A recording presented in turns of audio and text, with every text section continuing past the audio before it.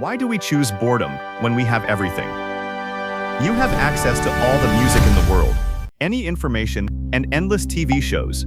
Yet you sit in the semi-darkness and for an entire hour mindlessly refreshing a feed that you don't even care about. Why has this technological paradise turned into an isolation ward of emotional burnout? You aren't resting. Your brain is literally burning alive in the furnace of digital saturation. Today, we are going to pit evolution, neurobiology, and our daily habits against each other to figure out why our own brains sabotage our attempts to relax. Block 1. Ancient firmware in a world of abundance. Evolution never set out to make humans happy or to ensure a comfortable state of mind. The primary, harsh, and sole criterion for biological success in the wild is the successful transmission of genetic material and the survival of the species in a hostile environment. For millions of years, our brains were engineered under conditions of extreme, permanent scarcity. Calories required colossal physical effort and hunting risks.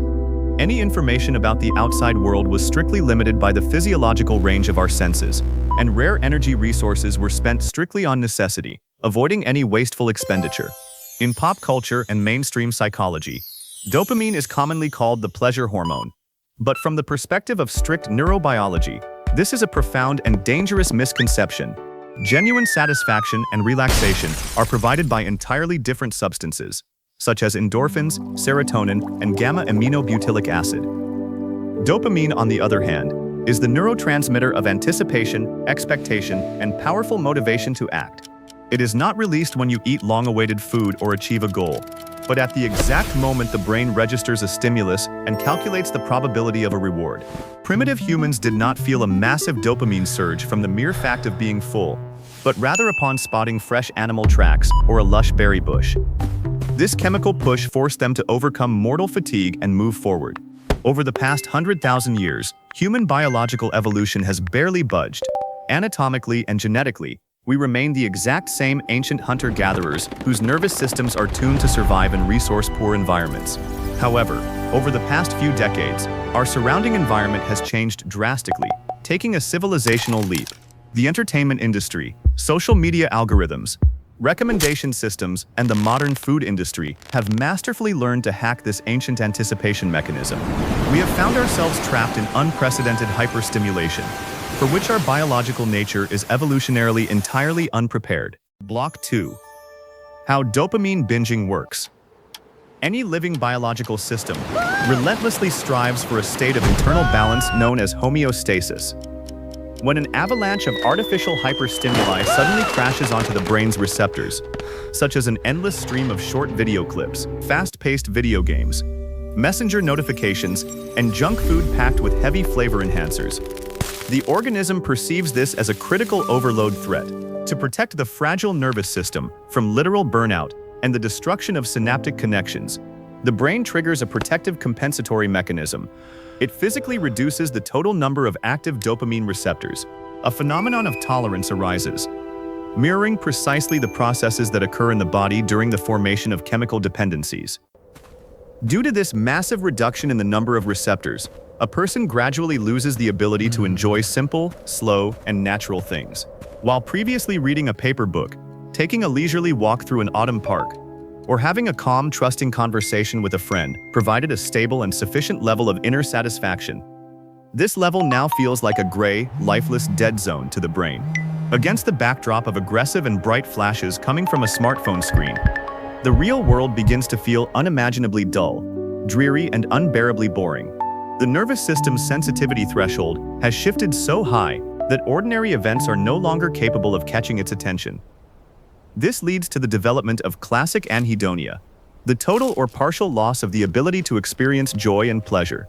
Objectively, the person no longer receives any positive reinforcement from endless scrolling, but by deep and ingrained habit, the brain continues to demand stimulation because the old baseline has dropped significantly below normal. A severe vicious circle forms.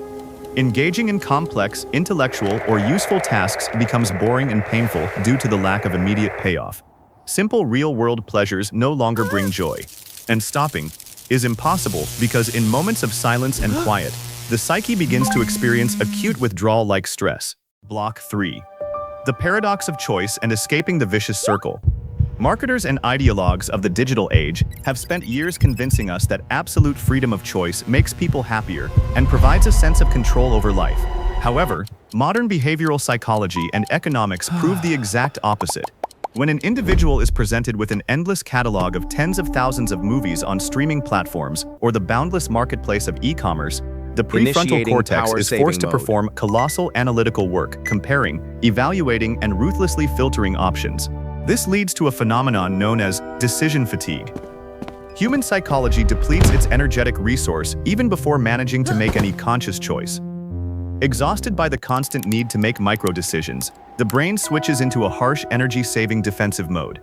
It begins to fiercely sabotage any productive, creative, or mentally demanding tasks and slides down into the most primitive, low-energy behavioral pattern: passive consumption of ready-made informational junk, meaning that very same dreary timeline scrolling. It is crucial to realize a key nuance.